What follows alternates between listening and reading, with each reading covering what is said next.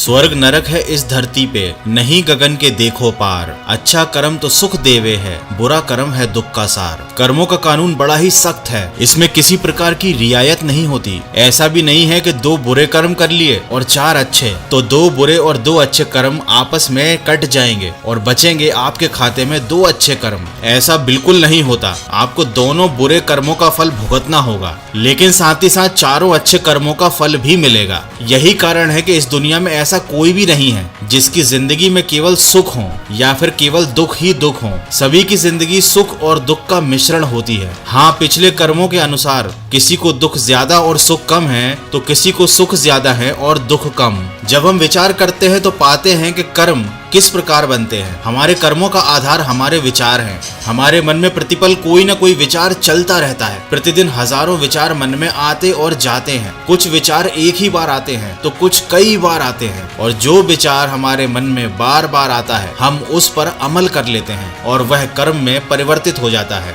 यदि हमारे मन में अच्छे विचार आएंगे तो वे अच्छे कर्म बन जाएंगे, बुरे विचार आएंगे तो नतीजा बुरे कर्म होंगे। मन में हमेशा कोई न कोई विचार आता ही रहता है, मन कभी शांत नहीं बैठता, और इसी तरह हमारे कर्मों का सिलसिला भी चलता ही रहता है। इसीलिए संत समझाते हैं कि अगर इस जन्म में और अगले जन्म में सुखी होना चाहते हो तो मनसा वाचा कर्मणा, किसी का भी मन से, कर्म से और वचन से ना बुरा सोचो और ना बुरा करो। बहुत से लोग सोचते हैं कि मरने के बाद स्वर्ग मिलता है। अरे, मरने के बाद आपको जो भी मिलेगा उसका अभी आपके लिए क्या मोल। बहुत से लोग अपनी सारी जिंदगी स्वर्ग जाने की ख्वाहिश में और नरक से बचने की कोशिश में निकाल देते हैं, जबकि इसी धरती पर इसी जीवन में स्वर्ग और नरक दोनों मौजूद हैं। गोस्वामी तुलसीदास जी ने रामायण में इस बात का वर्णन किया है। उन्होंने कहा है कि ईश्वर ने इस धरती को कर्म प्रधान बनाया है। अगर आप अच्छे कर्म करेंगे तो यही धरती आपके लिए स्वर्ग बन जाएगी, और अगर आप गलत काम करेंगे तो यहाँ पर आपको नरक के समान फल भोगने को मिलेंगे। किसी ने क्या खूब कहा है कि स्वर्ग और नरक दोनों हमारे भीतर बसे हैं। इस बात को बहुत विस्तृत तरीके से